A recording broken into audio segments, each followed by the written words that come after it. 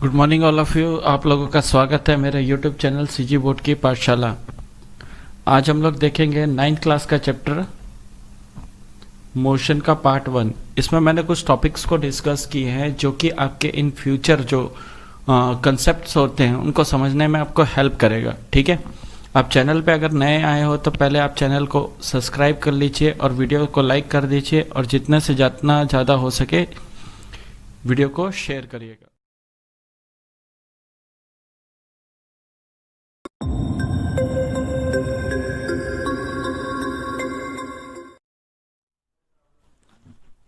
Intro के बाद आपका फिर से स्वागत है।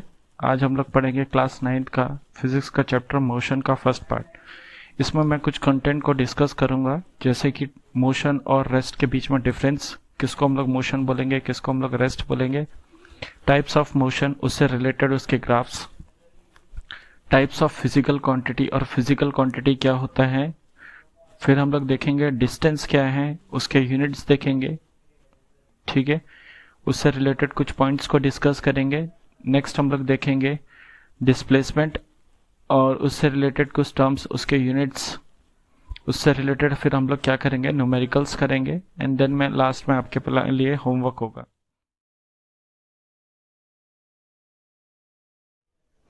तो पहला टॉपिक डिस्कस करते हैं, that is motion and rest.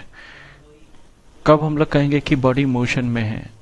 A body is said to be in motion when it changes its initial position with respect to time and surrounding. Okay, और सराउंडिंग में हो सकता है कोई भी स्टेशनरी ऑब्जेक्ट हो सकता है, ठीक है, या कोई पर्सन भी हो सकता है, पर्सन के रिस्पेक्ट में भी हो सकता है।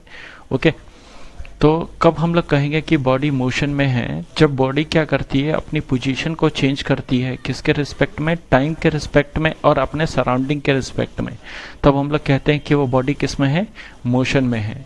ओके, एग्जाम्पल के तौर पे लीजिए, आपका स्कूल लगता है 9:30 पे, ठीक है, आप अपने घर से निकले 9:10 पे, ठीक है। जब 9:10 टाइम हो रहा था तो आप अपने घर पे थे और 9:20 तक आप अपने स्कूल पहुंच गए। तो हुआ क्या, टाइम यहाँ पे चेंज हुआ, प्लस आप जो आ रहे थे होम से लेकर स्कूल तक जो आपने डिस्टेंस कवर किया, ठीक है, उसमें क्या हुआ, आपने अपनी पोजीशन को भी चेंज किया, किसके रिस्पेक्ट में? सराउंडिंग के रिस्पेक्ट में। तो इसलिए हम कह सकते कि आप किस में हो? मोशन में हो। ओके, नेक्स्ट आते हैं रेस्ट। कोई भी बॉडी रेस्ट कब कहेंगे? ठीक है, कब उसको हम लोग कहेंगे कि वो रेस्ट पे है?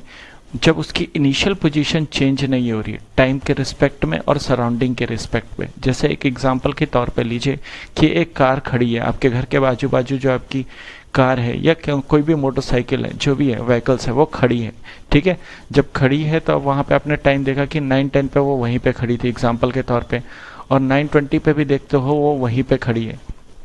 तो क्या हुआ, यहाँ पे टाइम चेंज हुआ, सराउंडिंग चेंज नहीं हुआ। ठीक है, और वो ऑब्जेक्ट की इनिशियल पोजीशन भी चेंज नहीं हुई टाइम के रिस्पेक्ट में और सराउंडिंग के रिस्पेक्ट में। इसलिए हम लोग उस बॉडी को क्या कहेंगे कि वो रेस्ट पे है। ओके, नेक्स्ट टॉपिक देख। अब हम लोग देखते हैं टाइप्स ऑफ मोशंस। तो जनरली दो टाइप्स के मोशंस होते हैं, एक होता है यूनिफॉर्म मोशन और एक होता है नॉन यूनिफॉर्म मोशन। तो हम लोग पहले डिस्कस करते हैं यूनिफॉर्म मोशन।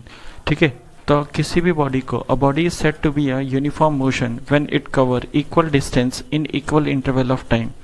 इसका कहने का मतलब है कोई भी बॉडी यूनिफॉर्म मोशन में तब रहती है जब वो क्या करती है, इक्वल डिस्टेंस ट्रेवल करती है इक्वल इंटरवल ऑफ टाइम में।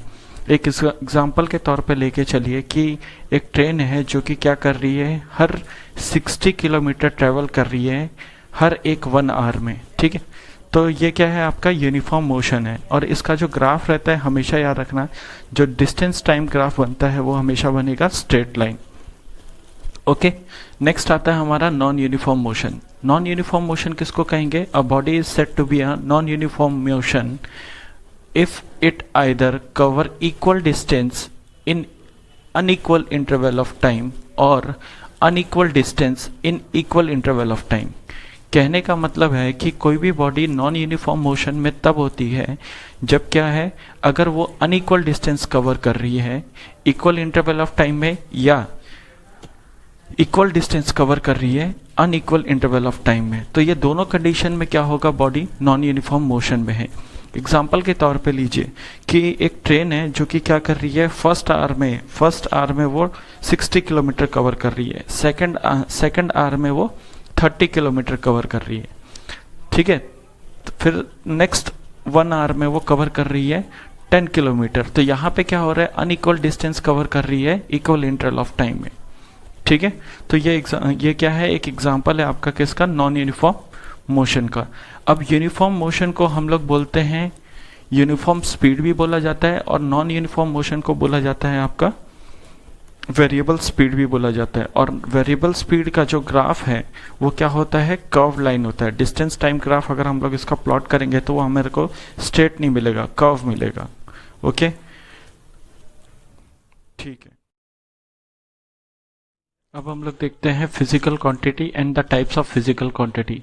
तो जनरली फिजिकल क्वांटिटी क्या होता है, it is a combination of measurement और यूनिट। कहने का मतलब है कोई भी क्वांटिटी को हम लोग क्या करते हैं, हम लोग उसको मेजर करते हैं, तो मतलब उसका एक मैग्नीट्यूड होता है और साथ में उसके साथ एक यूनिट लगता है। जैसे अगर मैं कोई पर्टिकुलर अपने एग्जांपल के तौर पे ले लीजिए, एक लाइन को ही मेजर कर रहा हूँ, तो लाइन जैसे मान लिया 5 सेंटीमीटर है, तो यहाँ पे जो 5 वर्ड यूज किया हूँ that is the magnitude, and centimetre जो है वो क्या है, आपका यूनिट है, ठीक है। तो हम लोग क्या बोलते हैं इसको, फिजिकल क्वांटिटी। ओके, अब टाइप्स ऑफ फिजिकल क्वांटिटीज आते हैं। तो types of physical quantities 2 types की होती है, एक होती है आपकी स्केलर क्वांटिटी और सेकंड होता है आपका वेक्टर क्वांटिटी। स्केलर क्वांटिटी किसको बोलेंगे, those quantity which have only magnitude, ठीक है, जिसके साथ क्या हो, बस मैग्नीट्यूड हो, डायरेक्शन ना हो। मतलब जैसे अगर मैं अपना मास को एग्जांपल के तौर पे ले लीजिए, तो मास हम लोग जो बोलते हैं, तो मेरा मास अगर बोल दिया जाए कि 40 kg है, ओके, तो यहाँ पे मैं ये नहीं बोल रहा हूँ कि 40 kg ईस्ट में है या 40 kg वेस्ट में है, यहाँ पे डायरेक्शन की बात नहीं हो रही। तो ऐसी कोई भी क्वांटिटी जिसका बस मैग्नीट्यूड हो, ठीक है, डायरेक्शन ना हो, तो इस टाइप की फिजिकल क्वांटिटीज को हम लोग क्या बोलते हैं, स्केलर क्वांटिटीज। ओके, तो इसके एग्जांपल्स भी लिखे हुए हैं, आप देख सकते हैं। नेक्स्ट आता है आपका वेक्टर क्वांटिटीज। तो वेक्टर क्वांटिटी क्या होती है, वो क्वांटिटी, ठीक है, those quantities which have a magnitude as well as direction, मतलब ऐसी क्वांटिटी जिसका क्या हो, मैग्नीट्यूड भी हो प्लस डायरेक्शन भी हो, तो इस टाइप की क्वांटिटीज को हम लोग क्या बोलेंगे, वेक्टर क्वांटिटी होगी। एग्जाम्पल है आपका डिस्प्लेसमेंट, ठीक है, एक बोला जा रहा है कि एक पर्सन है जो कि 3 किलोमीटर ईस्ट की डायरेक्शन में मूव कर रहा है, तो 3 किलोमीटर आपका मैग्नीट्यूड हो गया और जो आपका है east, that is the direction. Okay, तो इसके एग्जांपल इसमें दिए हुए हैं, आप देख सकते हैं। अब हम लोग देखते हैं physical quantity and the types of physical quantity. तो जनरली फिजिकल क्वांटिटी क्या होता है, it is a combination of measurement और यूनिट। कहने का मतलब है कोई भी क्वांटिटी को हम लोग क्या करते हैं, हम लोग उसको मेजर करते हैं, तो मतलब उसका एक मैग्नीट्यूड होता है और साथ में उसके साथ एक यूनिट लगता है। जैसे अगर मैं कोई पर्टिकुलर अपने एग्जांपल के तौर पे ले लीजिए, एक लाइन को ही मेजर कर रहा हूँ, तो लाइन जैसे मान लिया 5 सेंटीमीटर है, तो यहाँ पे जो 5 वर्ड यूज किया हूँ that is the magnitude, and centimetre जो है वो क्या है, आपका यूनिट है, ठीक है। तो हम लोग क्या बोलते हैं इसको, फिजिकल क्वांटिटी।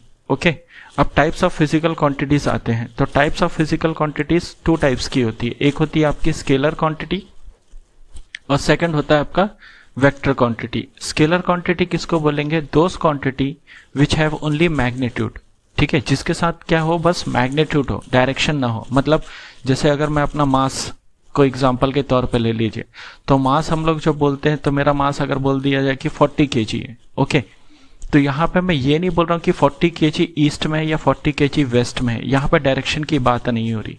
तो ऐसी कोई भी क्वांटिटी जिसका बस मैग्नीट्यूड हो, ठीक है, डायरेक्शन ना हो, तो इस टाइप की फिजिकल क्वांटिटीज को हम लोग क्या बोलते हैं, स्केलर क्वांटिटीज। ओके, तो इसके एग्जांपल्स भी लिखे हुए हैं, आप देख सकते हैं। नेक्स्ट आता है आपका वेक्टर क्वांटिटीज। तो वेक्टर क्वांटिटी क्या होती है, वो क्वांटिटी, ठीक है, those quantities which have a magnitude as well as direction, मतलब ऐसी क्वांटिटी जिसका क्या हो, मैग्नीट्यूड भी हो प्लस डायरेक्शन भी हो, तो इस टाइप की क्वांटिटीज को हम लोग क्या बोलेंगे, वेक्टर क्वांटिटी होगी। एग्जाम्पल है आपका डिस्प्लेसमेंट, ठीक है, एक बोला जा रहा है कि एक पर्सन है जो कि 3 किलोमीटर ईस्ट की डायरेक्शन में मूव कर रहा है, तो 3 किलोमीटर आपका मैग्नीट्यूड हो गया और जो आपका है east, that is the direction. Okay, तो इसके एग्जांपल इसमें दिए हुए हैं, आप देख सकते हैं।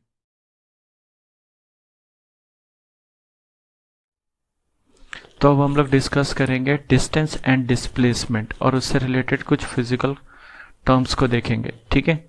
तो पहला देखते हैं हम लोग डिस्टेंस। द डिस्टेंस क्या होता है? The actual path cover by the body with irrespect to the direction.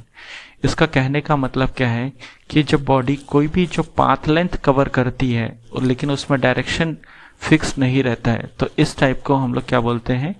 Distance बोलते हैं, ठीक है। तो ये किस टाइप की फिजिकल क्वांटिटी हुई? आपकी स्केलर क्वांटिटी हुई। क्यों? क्योंकि इसमें बस मैग्नीट्यूड है। फॉर एग्जांपल मैं बोलता हूँ कि मैं 3 किलोमीटर ट्रेवल किया, ठीक है। यहाँ पे मैंने डायरेक्शन को मेंशन नहीं किया है, ठीक है। तो डायरेक्शन को मेंशन नहीं किया तो मतलब ये क्या है? मेरा डिस्टेंस है, ओके। और ये इसका एसआई यूनिट क्या होता है? तो एसआई यूनिट होता है इसका मीटर होता है, और इसको अगर बिगर यूनिट्स जो होती हैं उसके किलोमीटर्स हो गए, माइल्स हो गया, तो ये इसके बिगर यूनिट है। लेकिन अगर एसआई यूनिट की बात करें तो वो क्या है? आपका मीटर है। अब नेक्स्ट जो हमारा आता है दैट इज द डिस्प्लेसमेंट। तो डिस्प्लेसमेंट क्या होता है? The shortest distance between initial and final position, ठीक है। कहने का मतलब समझना कि मान लो एक पर्सन है जो कि क्या हुआ कि एक सर्कल में मूव कर रहा है, मान के चलिए, ठीक है। तो जब वो सर्कल में मूव कर रहा है, मान लीजिए ए पोजीशन से निकला और वापस पहुंचा वो ए पे ही, तो अगर मैं पूछूं कि यहाँ पे उसका डिस्प्लेसमेंट क्या है, तो ए से निकला था और ए पे ही पहुंचा है, मतलब यहाँ पे शॉर्टेस्ट डिस्टेंस क्या है? आपका 0। तो डिस्प्लेसमेंट क्या हो जाएगा? आपका 0 हो जाएगा। तो ये याद रख के चलना, इनिशियल और फाइनल पोजीशन के बीच में जो शॉर्टेस्ट डिस्टेंस होता है उसको ही हम लोग क्या बोलते हैं? डिस्प्लेसमेंट बोलते हैं। तो ये किस टाइप की क्वांटिटी हुई? आपकी वेक्टर क्वांटिटी हुई। क्यों? क्योंकि यहाँ पे आपका डायरेक्शन मेंशन होता है, मैग्नीट्यूड के साथ आपका क्या है? यहाँ पे डायरेक्शन भी है। तो ये किस टाइप की क्वांटिटी है? आपकी वेक्टर क्वांटिटी हुई, ओके। अब कुछ इसका यूनिट देखते हैं। यूनिट क्या है? आपका मीटर ही होगा, क्योंकि ये भी क्या है? एक तरह से लेंथ ही है, तो इसका भी यूनिट क्या होगा? मीटर होगा। और बड़ी यूनिट इसकी भी किलोमीटर हो गई, माइल्स हो गई, ओके। अब कुछ नोट्स है जो कि आपको हमेशा याद रखने, क्योंकि इसी से आपके ट्रिकी क्वेश्चंस बनते हैं। तो पहला चीज कि अगर मान लीजिए कि बॉडी स्ट्रेट लाइन में मूव कर रही है, ठीक है, तो अगर आपसे पूछा जाए कि उसका डिस्टेंस एंड डिस्प्लेसमेंट क्या होगा, तो जितना उसका डिस्टेंस होगा उतना ही उसका डिस्प्लेसमेंट भी होगा। पहला पॉइंट, ठीक है। सेकंड, अगर मान लीजिए कि कोई बॉडी क्या हो रही है? सर्कुलर पाथ में मूव कर रही है और उसका इनिशियल और फाइनल पोजीशन क्या है? सेम है। तो इसमें क्या याद रख के चलना है कि जो उसका डिस्प्लेसमेंट होगा वो 0 होगा, और जो उसका डिस्टेंस होगा वो हम लोग कैसे फाइंड आउट कर सकते हैं? Circumference of a circle. तो अगर वो सर्कुलर पाथ में मूव कर रहे हैं तो उसका हमको रेडियस गिवन रहता है, तो 2πr के फॉर्मूले से हम लोग उसका डिस्टेंस निकाल सकते हैं, ठीक है। नेक्स्ट पॉइंट याद रखिएगा कि अगर कोई बॉडी क्या है? सेमी सर्कल में मूव कर रहा है, ठीक है। मान लीजिए सेमी सर्कल में मूव कर रहा है तो उसका डिस्टेंस एंड डिस्प्लेसमेंट क्या होगा? ओके, तो सेमी सर्कल में अगर कोई बॉडी मूव कर रहा है तो उसका जो डिस्टेंस होगा वो क्या होगा? आपका सेमी सर्कल का क्या होता है? आपका सरकमफेरेंस वो होता है πr। तो πr के फॉर्मूले से आप निकाल लोगे, ओके। लेकिन अगर डिस्प्लेसमेंट की बात की जाए तो वो उसका डायमीटर जो होगा वही उसका डिस्प्लेसमेंट होगा, ओके। तो ये चीज 3-4 पॉइंट है जो आपको हमेशा याद रखना है, किसके रिगार्डिंग?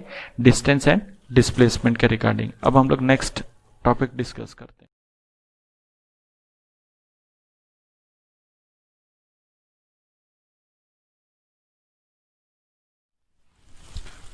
अभी हम लोगों ने डिस्टेंस एंड डिस्प्लेसमेंट देखा, तो उसी से रिलेटेड अभी हम लोग एक न्यूमेरिकल देखेंगे, ठीक है। तो न्यूमेरिकल बोलता है कि एक बॉडी है जो कि 3 किलोमीटर नॉर्थ में मूव कर रही है, ठीक है। जब 3 किलोमीटर उसने ट्रेवल कर लिया तो वो लेफ्ट टर्न लेता है, ठीक है। लेफ्ट टर्न लेने के बाद वो क्या है? आपका ईस्ट डायरेक्शन में 4 किलोमीटर ट्रेवल करता है। तो पूछता है क्वेश्चन में कि what is the distance and the displacement, ठीक है। तो हम लोग पहले क्या करेंगे? डायग्राम बना लेंगे। तो 3 किलोमीटर हम लोगों ने बना लिया, ठीक है, ए से बी 3 किलोमीटर नॉर्थ डायरेक्शन में। देन लेफ्ट टर्न मार के हम लोगों ने क्या किया? 4 किलोमीटर ईस्ट डायरेक्शन में, ओके। अब इन दोनों के बीच में देखा जाए तो अगर डिस्टेंस देखा जाए तो क्या है? वो ए से बी गया और बी से सी गया, ठीक है। मतलब उसने 3 + 4 दैट इज 7 किलोमीटर। लेकिन डिस्प्लेसमेंट निकालने के लिए तो उसने स्टार्टिंग कहाँ पे किया था? ए से स्टार्ट किया था और सी पे खत्म किया था। तो इसके बीच में जो शॉर्टेस्ट डिस्टेंस है वो अगर देखेंगे तो हमारे को AC मिलेगा, ठीक है। तो यहाँ पे हम लोग यूज़ करेंगे पाइथागोरस थ्योरम। ठीक है, तो पाइथागोरस थ्योरम क्या बोलता है कि हाइपोटेनस का स्क्वायर इक्वल्स टू होता है हमारा बेस का स्क्वायर प्लस परपेंडिकुलर का स्क्वायर। तो हम लोग क्या करेंगे, यहाँ पे वैल्यू को पुटअप कर देंगे। तो 3 का स्क्वायर प्लस 4 का स्क्वायर दैट इज कितना हो गया हमारा 9 प्लस 16 दैट इज 25। और AC के ऊपर भी स्क्वायर है, तो स्क्वायर को जब हम लोग इक्वल टू के उस साइड भेजेंगे तो वो क्या हो जाएगा रूट। तो रूट 25, तो 25 किसका स्क्वायर है आपका, अगर देखा जाए तो 5 का। तो शॉर्टेस्ट डिस्टेंस हमें कितना मिला AC दैट इज 5 किलोमीटर। तो यही हमारा क्या है डिस्प्लेसमेंट है। ओके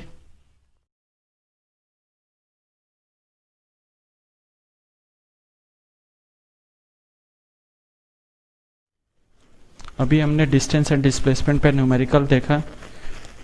ठीक है, तो उसी टाइप के न्यूमेरिकल्स आपके CG बोर्ड की जो बुक है उसके अंदर दी हुई है, तो आप उसको प्रैक्टिस करिएगा। नहीं बनेगा तो आप उसको कमेंट सेक्शन में लिख दीजिएगा, मैं उसका सोल्यूशन बना के आपको भेज दूंगा। ओके, चैनल को सब्सक्राइब करिए, वीडियो को लाइक करिए और वीडियो को जितना ज़्यादा हो सके शेयर करिएगा, क्योंकि आपका एक शेयर हमें मोटिवेशन प्रोवाइड करता है। Okay, thank you. We about to turn it on, turn it on, turn it on, turn it on, turn it on.